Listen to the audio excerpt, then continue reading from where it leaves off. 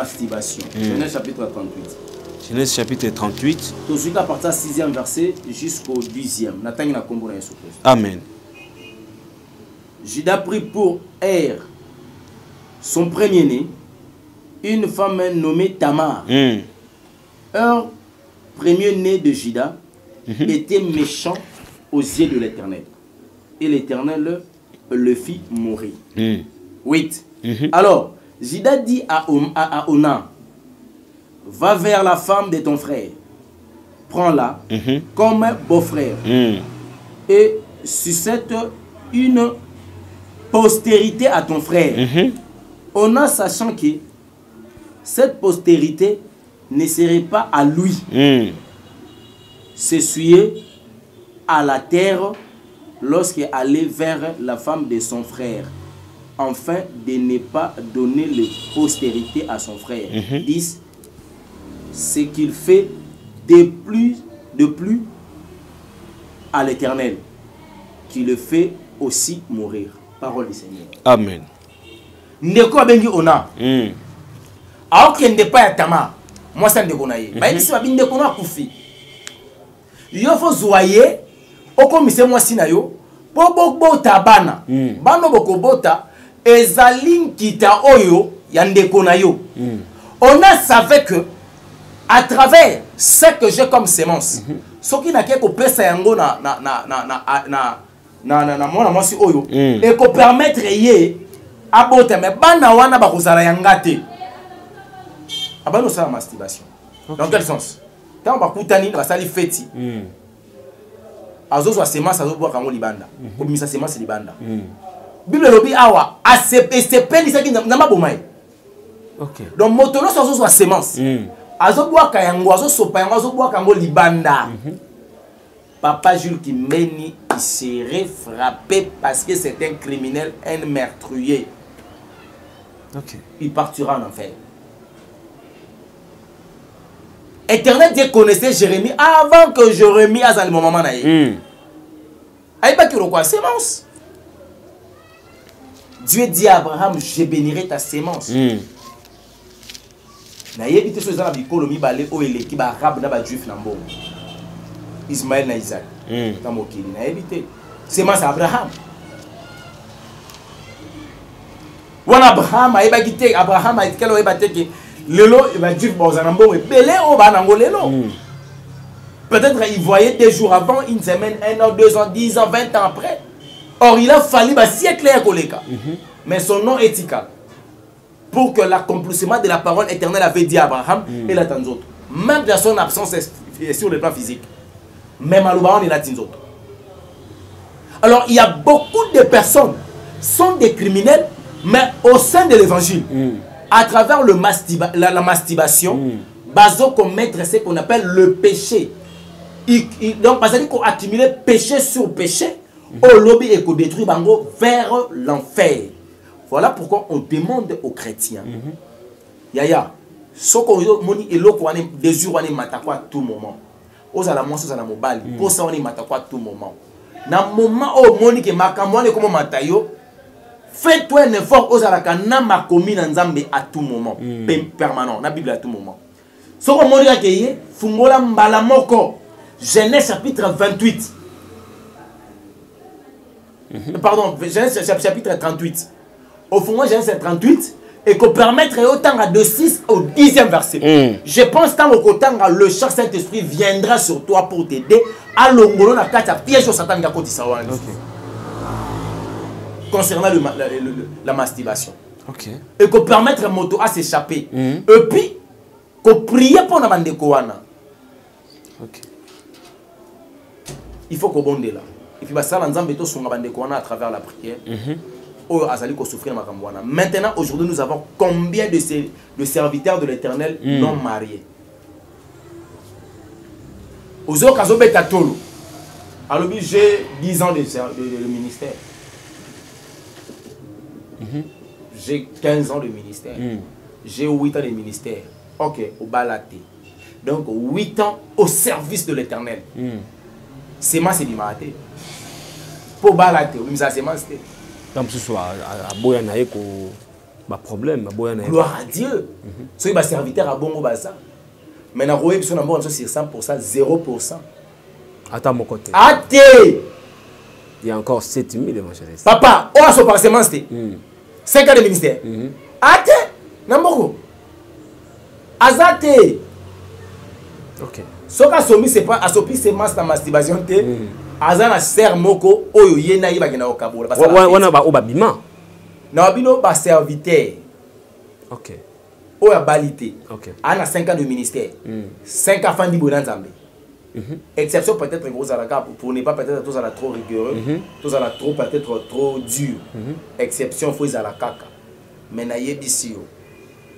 Ata ba oba internet lelo. Biso to internet lelo. Bande ko no ba balité. Soko lobi baleka na télévision boyemba bango. Parce que besoin internet soko gérer. Mais yo ke non c'est papa la pandai depuis madame Moussa Nzambe osopi c'est master. Que ça soit dans ndenge kobo à travers la serre, tout dans ndenge libanda. Bitumba na bango yango wana écobologie masturbation. Faculté ba homme soi-disant de Dieu ba kota. Faculté préférée na bango en dehors de la théologie. C'est l'écobologie. Ce sont des écobistes bazo ta ba toge. Na scène na bango ba na ba dessouté. Ni pantalon. Lui il suffit qu'à tomber la fête. Pas ton écobo. Mais ce sont eux qui dans le péché, il y a cupidité, tandis que Yemoko a un masturbateur. Non, c'est faux. Vous tous, vous êtes de la même sac. D'où il faut se repentir. Se repentir, ça signifie reconnaître le mal par laquelle, la vie par laquelle tu fais, c'est une mauvaise vie. Après qu'on reconnaître, regretter et confesser. Confesser, après qu'on confesse, demander pardon. Le pardon sincère avec une grande décision de ne plus retourner dans la même bêtise. Échanger l'environnement qui te permet de travailler n'a pas à Satan. Frère Zaki Mupaga na matonge. Ba master tu ya matonge. Ba na matonge. Abongo ni mutema ana matonge. Ba masa na ekaka. Ba to matonge wana o wana. Papa. Mon vieux maseki. Diable. Aza expérimenté na mabe. Abundisa ba Moïse, abundisa ba Eli, abundisa na zoe bitaka akwesa dana Ève. Ba premier chrétien nzambe. Donc yo siko sans le Saint-Esprit. Pété au kwei. Yango sko polonga Satan, il faut qu'être na yo spirituellement aux à la fort avec une sanctification. Dans le niveau ya âme, aux à la fort avec une sanctification de la pensée, les émotions. Dans le niveau ya corps, aux à la pure, pas avec le péché lié au corps. C'est fini, au longuier. Pour un côté là. Ok. Au côté là. Yango moni makambo etali ba cheveux oh balata kana, ba ne pas balata. Mais sur le plan corporel, mouton qui est délicat. Pour représenter une déesse, représenter une sirène sur le plan physique. Mais dans mon livre, on représente un Zambé. On a un Zambé. On a un Zambé. Donc c'est la confusion totale. Oyo église, corps de Christ, les autres subir. Parce que, bateau, pasteur, évangéliste, docteur, prophète, les apôtres, 8 ans pour enseigner bateau. La sanctification, mais est demi, pas la sanctification totale. Voilà pourquoi on est venu avec le message j'attends de la fin. C'est ça. Parce que la vraie repentance, c'est ça. Quand l'homme commence d'abord à se dépouiller sur le plan physique, il se répand dans le monde sur le plan physique. Apparence, nous sommes au ils ont imposé bateau. Romains chapitre 12, premier verset, que ne soyez pas. Romains 12. La deuxième verset, ne vous conformez pas au siècle présent, mais soyez transformés des renouvellements de l'intelligence, afin que vous discerniez ce qui est la volonté de Dieu. Ce qui est bon, agréable et parfait. Maintenant, ce qui est bon, agréable et parfait à Dieu. Par rapport au siècle présent, c'est quoi? Ce qui est agréable et bon et parfait dans le siècle présent. Parce qu'il dit, ne vous conformez pas au siècle présent. Quels sont les siècles présents? Quelles sont les impositions du siècle présent? Les choses par lesquelles le siècle présent aime. Par rapport à la jeunesse, par rapport à le monde, par rapport à la mode, par rapport aux réalités, par rapport à la vitesse. Il y a modernisation, la mondialisation.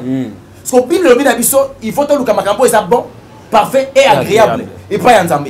Makambo est un déploiement physique. C'est ça.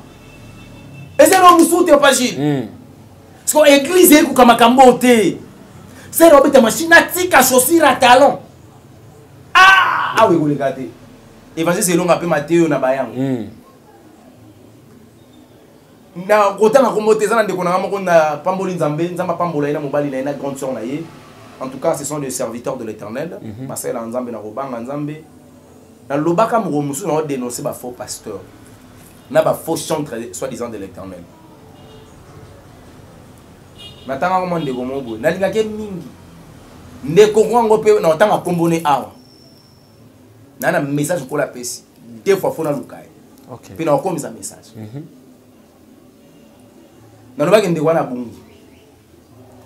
La sœur, on a Asimba Moudabi, papa, il a exagéré. Papa, tu as débordé, tu as exagéré. Ndekona moi ça tient les vidéos. Bita mutu na welonga. Pour ngana na bona koma mutu abatu. Donc mon papa longa ngana na tinende mo vidéo koma moni mutu na welonga mbabeti. Elonga beti awake. Oh moni. Oh pasteur nanyoyo. Abungi. Ah, surtout yepena wana tika. Yabungi. Papa longa débordé. Bazi initiative à kota prière à 1 mois. Bakoti, basenga nzambe. L'accomplissement est Jérémie chapitre 33 verset 3. Invoque-moi, je te répondrai, je te montrerai des grandes choses que tu ne connais pas, les choses cachées. Avant Basilisa. Kola ye moko ye Christ ye moko ye expangoli. Boye bisanga et l'autre bolingina répondre. Papa to bandi na ba serviteur de l'Éternel. Bango mo passer liste ba otangela Christ ba kombo. Na biete. Abunga. Atikanga. Azakana ngati. Azana machi. Asimba. Tangu ba qu'est-ce que kotanga kombo ya moko na biso. O ba bazali ko croire na ye. Soka zoteya. Olobi oh lola. Que ça bien biete abunga. C'est raison gastrite. La femme lui a mis ça à tout niveau bon et long. Kola bina zakana yi. C'est coïncidé bango tout le baka mabé sur l'évangéliste Longa qui a débordé. Bah ça écoute décision c'est na hôtel abou. Son on dit amen, bah on va ça amen té. Oh. Donc on ça amen té pour il faut tout ça l'assure dans la personne. C'est bien comme ça. Tant ba côté mabondeli, kola tato linga témoigner ngana Canada nga yebité. Wana nga aussi ngana Kinshasa. Abi, je connais cet homme avec un serviteur à Yaki Kongo Pazongi. Nabato matanga ki na kombo pour la reconnaître quand on des personnes. Ba musu basa na bango ba faute ba vrai basa. Mais par rapport à la liste na bango, pour la reconnaître quand ilonga na ndeko wana. Ba kena ba chantre. Chantre liboso ba kanga mutu na lobaki. Ko la daki si bango habita la place aza siko na kati ya magie. Mais donc azala qui oblige à confesser papa longa so qui nazala qui na mboka longa mona ndako na 5 heures na yo senga pardon puis na olela je dis mal j'étais abattu tant na yo un message wana ils appellent na batonga bande ko lobaki baza ba vrai parmi biso c'est ça parmi ba pasteur parmi évangéliste na ba docteur ko la yanga mi ba ba cheka je suis ça. Parce que le frère, quand on kola wangani, kaza suna nzambete, ils ont un pasteur moko kati na bango, ndem kazo ko initier avec ici. Donc de quoi ça bungi et azo compter que bungi ça fait basusu. Alors c'est azo le habite frère na fazonga, frère o fazonga na makola nzambe. alors et au sala qui a benginga papelonga en tout cas limbisa biso tout le monde m'a baissé sur l'homme de Dieu j'en pense à yoka qui passe mais à reconnaître parce qu'il pardon quand je dis il n'y a pas un problème on est une famille pour moi c'est une bonne chose nengenzambe azota to laba oyaye et puis ça ko rejeter ba oyaye et pas na bino proposer la capacité à identifier kabiso et ba kana il faut na aborder na makamwanzambe na ko aborder c'est ça c'est important pour ne pas to kenda ko me makaka kana mon pépé ozomon la sera reconnu je pense que lobby lo mabi elonga te amata mon elonga na kati ya libungi mais so de la moni elonga na kati ya libungi mais elonga ça dépend dans sa tête tamso ya bi papa elonga place wana okende ya libanda serre-moi de la main lève-toi yoza tatanamba et bateau basi bakoti basali pacte na Satan to komika prière na musika kola lukandeni moko abisa moyo ya simbisi na liboko ezate papa Gilles nous sommes mal environnés tala ba église bâtiment ya oizalo na monde pona ko identifier que bateau ba église oyo ba pasteur bazo distraire ba sœur ba frère ba kelife c'est parce que plus de zolo banabiso moto moko te papa J a consulté ba médium a consulté Satan a consulté ba sorcier ok ni ba ngakisi tous aura verset biblique hein ils ont Lévitique papa J 19:31 au monde il y a ce qu'on appelle les interdictions Lévitique 19:31 atteint na komona yesu amen ne vous tournez point vers ceux qui invoquent les esprits. Bozonga te pa bato oyo ba bengaka milimo molimo te. Oso kala molimo santo. Mais bato ba la milimo. Ni vers les divins. Oso mon. Donc makambo ba sacré et belé. Or la divinité est celle oya biso. Il y a bango c'est belé, les divins. Ne les cherche point de peur de vous suyer avec eux. Point. Je suis l'Éternel, votre Dieu. Donc, si on loue à bateau, on la milimo. On tombe la ange Gabriel. Il faut qu'on la taboye pour un ange boye à dépendre de la journée boye. Au bel état, le Dieu Soleil, le Dieu Jupiter, le Dieu Sokinine. Et elle aura mon soumou qui m'a boyé, elle est circoncis, mon tabongwana te, mon pagano, mon talingo, kata le banzan bete. Alobi, ça n'a pas lieu, on colle avec le prière à mon cimetière. Ça maïna zamba, na moto na mabanga. Il a parlé sur les 5 mondes sataniques qui permet à Satan à travailler là-bas des mondes. À travailler, c'est ça. Alors, ce qui est consulté, le pasteur peut pas simba qui se fraîchit. C'est ça. Bango peut pas na divinité na bango. On continue la perdition. Ce qu'on y a consulté, ça signifie on y a consultation prophétique. On y a koyo kamate na ye. On y a culte, on y a zali ko gérer, soit disant église. Ça signifie et ça le ko kenda konanga. Parce que y a azana ba divinité ebele, azana ba esprit ebelo ya belé laka. Ba esprit ebelo ya zo belé là. Bible dit to consulter ba to ya jarouana te. Bon, si c'est votre pasteur a consulté ba esprit mususu. C'est ça. Yo yé pas na yé. Oye ko lukaye, o se suye. Donc les ana bato ba okende li felo na ko. C'est ça. Pour comment mourir à pasteur. Ya pasteur, azolo bake. Yé makambo wana eza ya yé na nzambe na yé, ngana ya ka koluka nzambe. Prier, c'est ça. Papa maman okeli felo nzambe ozobeta lisolo ya ka koluko yebi ete. Pour muta kola kisa yo le vrai nzambe wana, ana nzambe wana ti. Soit Hébreu chapitre 13. Hébreu. Aujourd'hui, je pense au 17e verset. Amen. Obéissez à vos conducteurs. Et ayez pour eux de la déférence. Déférence, car ils veillent sur votre âme. Comme devant en rendra compte qu'il en soit ainsi, afin qu'il le fasse avec joie et non en gémissant, ce qui ne vous serait aucun avantage. Awa biso bakambia etonga. Welobi. Libota na nzambe bato sabiso. Ba pesa biso limemba parce que biso batoza ko veiller sur âme na bango. C'est ça. Et biso pe ba kosambisa biso sur ba âme ya bino bato to kokamba. Sikoyo Ok, pas un montage veiller sur âme na yo, azap na ba divinité musu.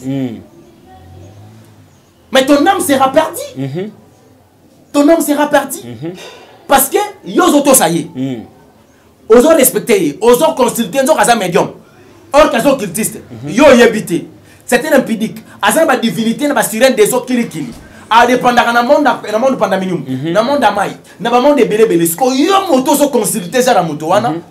Moto wana na so surveiller à mon ayo spirituellement. Au mato qui t'a l'enfer est avec toi. Voilà pourquoi l'émission mon episode on a dit l'église est devenue l'endroit par lequel tu permets à la personne de corriger qu'il ne le fait. Il fait là, c'est ça. Parce que bah faut bah infiltrer, bah créer bah mangomba bah église, bâtiment, bah consulter bah médium, bah consulter à Satan, bah consulter bah divinité bah je m'excuse bah esprit mususu. Ils ont permettre bah consulter bango qui n'a le cadade, n'a que culte, n'a que prière, culte yo ils a culte démon. Parce que pour redécouvrir l'église on a culte de démon. Accoutrement et bah maman. Ok. Ils ont prouvé directement la doctrine par laquelle le pasteur a joie ou est adopté au sein de l'église. Parce que nous devons pratiquer la doctrine de Jésus-Christ. C'est ça. Alors dans la doctrine de Jésus-Christ, il y a des interdictions et des permissions. Ce qu'au moment qui n'a pas doctrine de l'église, leur mode de vie, ils ont dépendre par rapport à la doctrine à Bango. Ok. La manière dont ils ont dépendre par rapport à la doctrine et à Bango. C'est ça. Aux hommes qui vont répondre par rapport à la divinité. Accoutrement, il y a des pantalons, des capelles, des maquillages, et ils ont une doctrine à la sirène. Le pasteur a dit que j'ai adopté la doctrine, il y a un monde qu'on appelle le monde kabbalistique, monde amaï. C'est ça. C'est la perdition, qu'il fait. Qu'on l'a pas mon ami. Évangéliste Longa, merci beaucoup na mozindo aux indibiso. Mon réalisateur au sanga de Assine, au sanga le bokobo, il nous l'a cité. Mon réalisateur Thomas Fabien, n'a pas si on botte TP ici qu'aux ali, bah nzambe ba kosili là parce que évangéliste a coach na profondeur. Tout dans choité, il ne a réalisé mission photo katame. Na lingi na tanga verser mon ko évangéliste, yo limbola na lingala. Limbola biso yango et puis na ya na question siko na si ya quoi il y a verset. On a dans Deutéronome chapitre 22, 5e verset. Ok. J'ai lu au nom puissant de Jésus-Christ. Amen.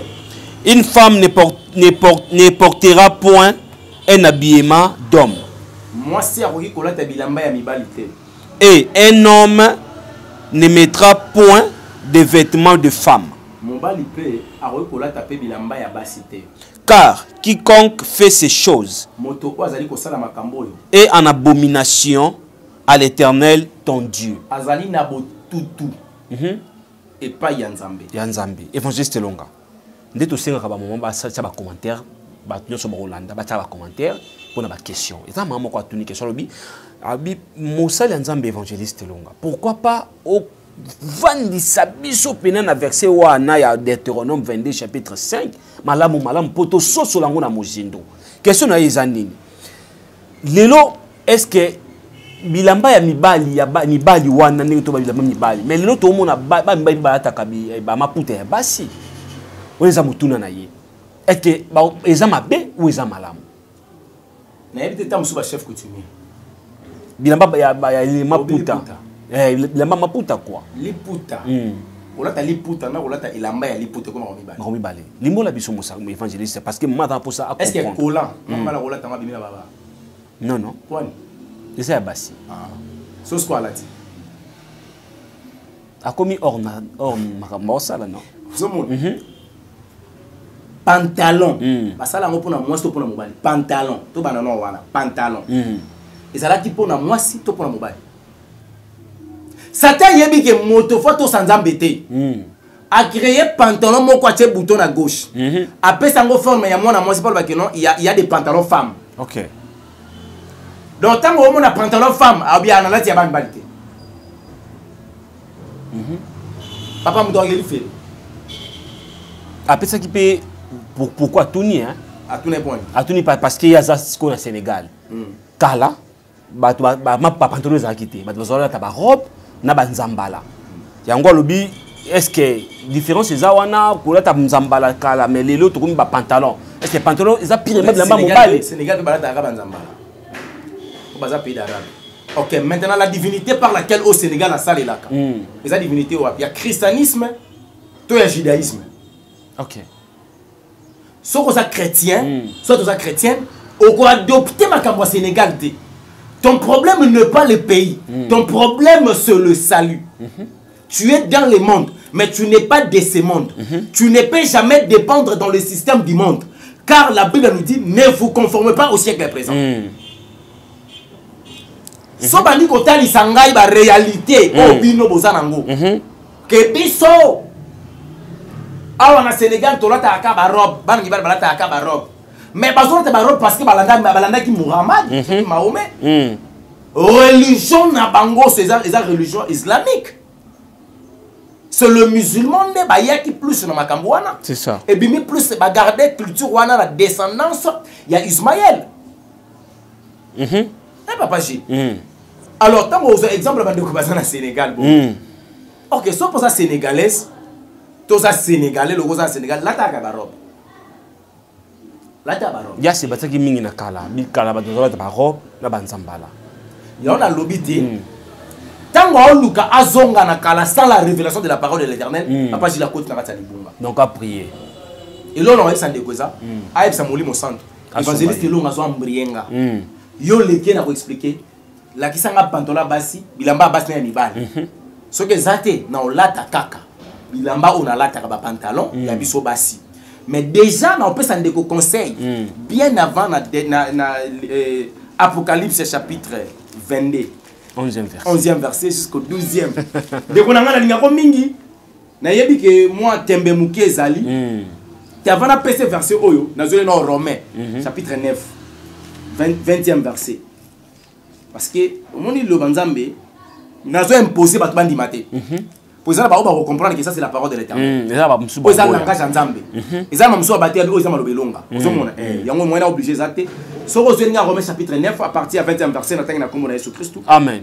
Oh homme, toi plutôt, qui es-tu pour contester avec Dieu? Encore là, on le met pas passé, hein? Néami Bali. Mais Moutalobite, ils ont raté. OK. Quand on le bela, yozana ni pour contester. Ozana ni pour contester. Na poussane.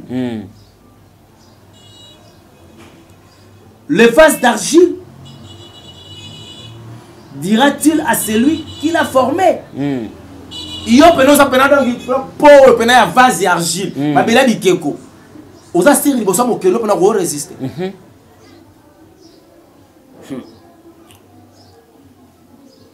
Pourquoi m'as-tu fait ainsi?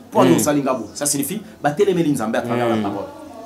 Battre les Nzambe à travers la parole. Papa Gilles, ce qui Jésus-Christ a long, à ça qui moi bana basi nyos batcha basil.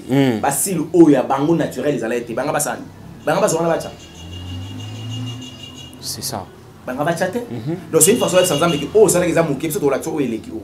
C'est le diable. Aïe banga boy suna oyo et comme ça nous dit to les gars on n'est Nzamba sala bino. Pour beaucoup corriger Nzambe. Pour corriger Nzambe. Au moins sous qui n'ont mutu là ça n'a bien été normalement na ndenge ça il faut aux sous qui n'est pas brésilien yango des fois brésilien tient na mutu pour Nzambe que boinde fa qui na sala. OK. C'est la manière dont Satan zoya comme ma mutu kaka na kata voir perdition mais l'homme a tenu à contester Nzambe. OK, c'est une bonne chose si comprend pourquoi tu as besoin de mukuse na yebisi quand de quand il y a révélation abondela en dehors il y a le Nzambe abondela molimo soto osunga mais azwa Apocalypse chapitre 22, 11e jusqu'au 12e verset. Amen. Celui qui est injuste, soit encore injuste. Celui qui est injuste, soit encore injuste. Que celui qui est souillé, s'essuie encore. Et que la justice, celui qui est juste, pratique encore la justice. Et que celui qui est saint, s'est sanctifié encore. 12. Voici, je viens bientôt. Et ma rétribution est avec moi. Pour rendre chacun selon ce qui est son œuvre. En tout cas, de quoi Monique il faut s'essuyer. Le maquillage. Abakissa. Et à continuer. Si on dit pantalon simbaté, on est cycliste, c'est pas notamment un baba. Parce que au contesté le Lobanzambe, Romains chapitre 9, verset 20. Le quoi dit origine Zambé. On a comprendre les interdictions dans la vie d'Abisso. Bon, comme nous avons un exemple, bateau, même pas doctrine, mon Abisso. Bon, nous sommes des arabe. Je me retrouve dans Gaza. na Écosse, mibali balata ka jupe. Il s'agit de quelle doctrine? C'est ça. Par rapport à ta doctrine chrétienne. Ta doctrine ne te permet pas de comprendre makambo ozolingo que nous avons exemple wana. Sur le diable dans son mémoire a pensé. Ya kota ni sobi talape kotoyo. Talape kotoyo. Diable mataki Christ likolo la montagne. Évangéliste, moi question mususu pezali na mokuse mo resa osanga da sin pile ngekata, oyebi ke to kana proma ka caméra. Et ndeko moko alobi yona pena. Boso la so caméra ko pour ça émission mila et puis ça la ngo ebele. To za na proma caméra o mko longo fabima. Toujours profiter car rapide. On ne voit pas en pensa. Mais dès qu'on a autant comme on a été. Mais à commentaire a commis bonsoir évangéliste Elonga. J'aimerais savoir si tu es femme, policière, infirmière ou sage-femme. Tu dois renoncer à ton travail, c'est une question. À Bakissi, car la tenue de travail c'est les pantalons. Je vais savoir car moi et anga komasuki manani mais akomika ka nous sommes agents de santé et ma belle-sœur policière. Question na yango. Soki sunga ba kilo va continuer. Réponse en conseil. OK. Si tu cherches à protéger ta vie, tu la perdras. OK. Mais si tu l'exposes pour la Christ, tu la retrouveras. OK. Et là, on a reçu des gens. Parce que j'ai la question, oh, c'est ça qui est monté. Maintenant, à Boïnaïe. On a mis un exemple, bon, ceux qui sont comme nous, c'est qu'on a des policiers, on a des pantalons. Bon, bah, si pas policier, ça va. Pas policier, ils ont raté. On a fait comme à mon niveau, comme on a grade, mon robot, pour comment on a ta jeep. Pour un niveau, ça va jeep. Je sais pas. Il faut tout nander et puis tout nander. Azol on a besoin de quoi moi si j'espère pour un niveau on a ba policier mususu ba na ba jeep. OK. Na kati ba tenir na bango. Mais je connais beaucoup de sages-femmes. Tout ça à l'hôpital, to kenda l'hôpital frère. Maman la ti blouson na liputa. Tout le monde a bango. Et belé. Oh. Ce que ça a permis pour naïe par rapport à sa doctrine. Allah t'endenge sengi. Le maître lui dit je reviens bientôt pour rendre chacun selon son œuvre. C'est ça. Ce que sa doctrine a été Allah tate. Ah ouais, mais ça qui n'est pas ya bateau pour accepter la doctrine de Jésus-Christ. C'est ça. Ce qui m'ont accepté té, a souffrir té, a demeurer na oyazanango. Apocalypse sur le banabiso na 22:11 que si tu es injuste, sois encore injuste. Celui qui est sué, c'est sué encore. Celui qui est saint, se sanctifie encore. La parole est là. Mais nous, on va toujours continuer à dénoncer le diable, qu'on démasque, qu'on faire dépouiller les enfants de Dieu. On se dépouiller. Un jour, à Koloba, merci parce que tu nous avais envoyé un élu qui est Elonga. Il nous a aidé sur le plan corporel, tout se sanctifier. Parce que le problème est que dans l'église actuelle, c'est la sanctification corporelle et la sanctification à niveau de âme. Âme, c'est ça. Et bizarre ici comme Mibale, batoti si comme ba bundebele ba okeli felo. Landa bâtiment c'est pas de belé. Donc nous avons notre sœur Rebecca. À l'occasion de Kokufa, nous avons masala grâce à les tourments. Je le bénis la pambole bisika sali maman Rebecca. Une servante de l'Éternel qui craint Dieu. Je le témoignage à ces sœurs là. Na yebi pas trop. Mais na yebi sur mon atata nangai. OK. Naza fier ya kozana ndeko moi c'est le kola Rebecca. Na kati ya église corps du Christ. Ah papa J. C'est ça. La sœur Rebecca, la sœur Irène. Mais bandeko bazwaka temps, bandeko baza ebele. La sœur Rebecca zo kaza au mona ya Marie. Message oh ya Marie à conversation ya Marie na izala gini. Na raté kola ta couronne. Ya mokeli nanga pona basuki na mandeko tshana mutu. Miso nange kangami na moni mokeli nanga te pona basile na balanti. Matoi nange yoki mokeli nanga te pona boucle d'oreille. Mais bon, on a kangami le bosso mokeli nanga ko ikolo bate pona rouge à lèvres. Parce que Nzambe a etindi biso elonga. To ena liloba avec une révélation ba balingiti. Nzambe akeba azuba sœur Rebecca. Amemi bango vers le stade. Akeko le tselango le tourment. Na bandeko baza kuna. Azo kazo ko mona, azu message ayena ngo apesi biso. Batu ba po ya kaka. Papa Gilles, évangéliste. Liloba Nzambe lobi. C'est lui qui se suit. Ou a déjà essuyé à s'essuyer encore. que Dieu bénisse toute personne qui recevra cette parole au bon cœur. Ok. Et toute personne qui mettra cette parole en pratique, il sera sauvé. Au moins, c'est les paroles, il y a souka, il y a jugement, il y a moto. Parce que c'est les Écritures qui vont nous juger. C'est ça. Qu'est-ce que tu dirais devant Dieu? Au dernier jour, le jugement, démontrez-moi pendant la yabas cannibale. Oui, ça n'a bon. Vraiment. Donc, quand tu pensais, oh, parce que ça n'a pas bon, ok. Al pantalon bassi, bilamba ya bassi, eza. Kola ta ba pantalon te, eza pona mibali. Ba pantalon eza pona mibali. Kochaka mesh te, kochaka kabelo te, kocha choko te, kotobola mato, izoki kola ta bilo mato te, kochaka ba maquillage te, kochaka ba fa rajouter, ba biloko wana te, kola ta chaussure à pantalon ya talon te. Tu dois t'habiller d'une manière décente. Moutouna yo faut ça toujours couvert par une foulard de tête.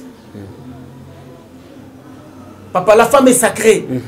Et Satan est au fond de la cabane de Konanga Bassi. Et le roi de Konanga Balinga Satan. Mais Éternel a valorisé qui moi si fragile. Vraiment. Moi ça quoi il a Eden. Bah avancé. Mouta quoi ici c'était pas le serpent.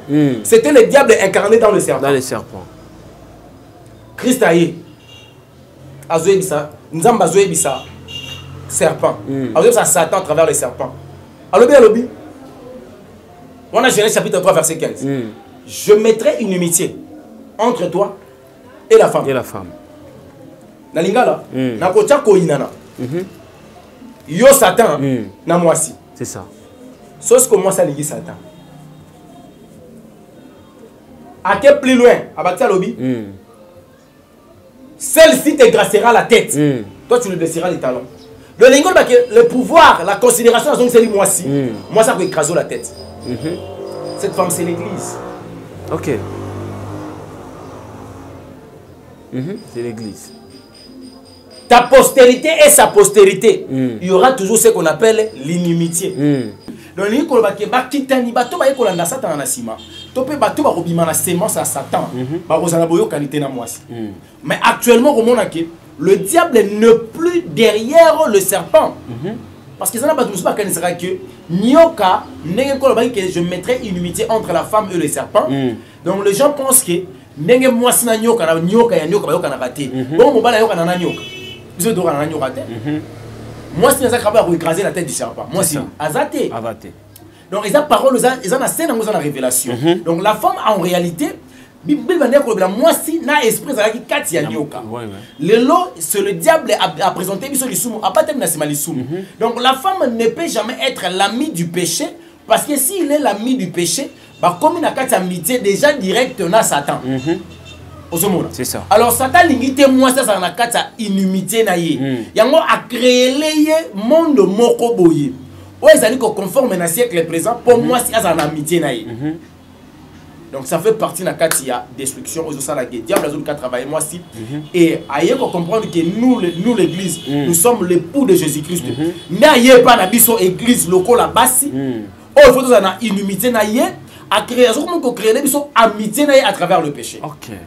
Le péché ça signifie la désobéissance de la parole de l'Éternel, la transgression de la loi de Dieu. Voilà pourquoi au moni et bien na bateau au sein de l'église va qu'on rater le royaume de cieux à cause il y a des doctrines, il y a des démons, il y a des pasteurs, il y a des bango, c'est ignorance. Mais Dieu a fait grâce. Il envoie toujours, chaque jour, les serviteurs. Il y a des estas, il y a des révélations à travers la parole. Mais Apocalypse chapitre 22, 11e verset jusqu'au 12e état libre. Merci beaucoup, évangéliste Elonga. Tu comme siko na suka ya émission na biso. Merci parce que vous avez vraiment ébélé koleka. Monito saka musala. Tout le bango parce que les gens musala nzambe tout ça une obligation yo sala yango comme il faut. Parce que bible ça biso lobi malheur à ceux qui font l'œuvre de l'Éternel avec négligence. Biso lingi na négligence té tout ça musala nzambe na bo sembo nyonso yango moni à chaque fois to yaka kali boso ya itandoike na bino ya koluka ko pesa makambu ya bonzambe po biso soto za la édifier. Évangile selon un mot de la fin par rapport à l'émission message za nini programme ya makambo ya église ça comme parce que espace peut des joie. Voilà un mot de la fin par rapport à l'émission dans le banzama pambola yo et puis amen. pour na bande konos bazolanda biso eza évangile oyo nayebi que ça passe ko yamba yango c'est ça parce que ça na mode de vie au sol lima mais nous avons plus le temps là toi na posa lola toi na posa vie wana donc yamba wana tumba yango aba biloko wana ba chaînette wana tumba yango yaya basuki wana tumba yango batalon wana tumba yango eza ko mérité te na yo mwana nzambe tikila mokili na biloko ya mokili epai ya ba mokili biso za na mokili mais toza ya mokili te to ko vivre makambo wana te eza ya biso te. Alors ce qu'on peut le nzambe ozala bien nzambe lola pambola bato nyonso bandeko nyonso partout dans le monde ici ya biso bino le programme ya église to lobi to kopesa yango kala mingi te to ça la descente si Dieu voudra demain to ke kota la place oyo penza ici ezwami na pour le moment to ko bana déjà ko sangana pa en dehors ya zamba ndenge to kendaka mais le reste ya programme ça programme à retraite là pour le belango penza te mais moi ça a besoin peut-être to sungaye na moi likanisi na conseil na partage na prière peut-être il y a quelque chose que tu n'avais mal compris ou biso et soit aux ana requête au tinda zo ko para retraite auto kota na requête na yo to ko pour prier yango c'est ça pour prier pour na yo donc nzambe aye ba ko assister yo et kozala malamu mingi soko bengi biso zubi sauter allez-y comprendre que courir kozala te kozala pleine émission donc qui peut kozala vraiment ya connexion mais soki nkola sungi to kozanga te ko ta message to ko rappeler pour na continuer l'œuvre de l'Éternel. Basala nzambe nyonso baza kosala musala nzambe na lolenge esengeli bazo parler sur la sanctification totale ainsi que condamner le péché. C'est ce qu'on appelle préparer l'église pour le royaume. Nzamba lola mona bino apesa bino makasi to simba na la main dans la main afin que to continuer kolo Yesu akozonga akoya kozwa église na ye kolo Yesu mona bino Thomas Fabien kolo Yesu apambola yo pourquoi pas na biso ya msiyambe de kasongi sur la caméra nzamba apambola yo na contribution na yo sur biso caméra no sali que tout une émission on a pas couper ça peut banger ko badika alors de comment on reçoit biso pour hésiter te biso on a posé lisongi pour la caméra afin que tous à la régulier na ba émission ba enseignement et ça tellement ébélé surtout sur le mariage il y a des choses pour photo sur le mariage fondement ya libala ba difficulté de raconter dans les mariages ba cause des années mais moyen pour ça la mozate parce que nous manque le matériel pour le soit pas Kolo Yesu apambola biso amen évangéliste Longa. Merci beaucoup na mon réalisateur Thomas Fabien Poi. Na peso amboute ce que zoamio car ndenge évangéliste Longa lobi bah il y a plein de émissions où il faut tout ça là mais nous que manquer biso eza et donc vous sûrement pas se moquer eza caméra tous en mode difficulté à caméra ndé bozo na micro to changer ko na mode décor parce que toujours pas ya ndeko na biso moko un ami ou a na matériel na yeto ya ka des fois to etongo to tourner. Et ceux qui sont ici, et puis Fabi Marco ça, la caméra naïe donc nous avons obligé à ça quand on émission encore, dans deux émissions, de ça la biso quand même moi difficulté mouké, mais moto on déco ya ko simba manzamba ko simba ye, ceux qui faut ko aider biso na caméra, nzamba ko baxelo ye belé ko leka, ba numéro na biso on les anacé, numéro na nga journaliste, numéro ya information ngo to ça ngo pe na sewana, donc ceux qui ezake okubenga to ko komela biso e ko zala malamu mingi vraiment. En tout cas to komi na suka nzamba lola abatela mabota na biso, nzamba lola a épargner biso na ba danger, nzamba lola a visiter biso de plus dans les noms puissants de Jésus-Christ. Amen.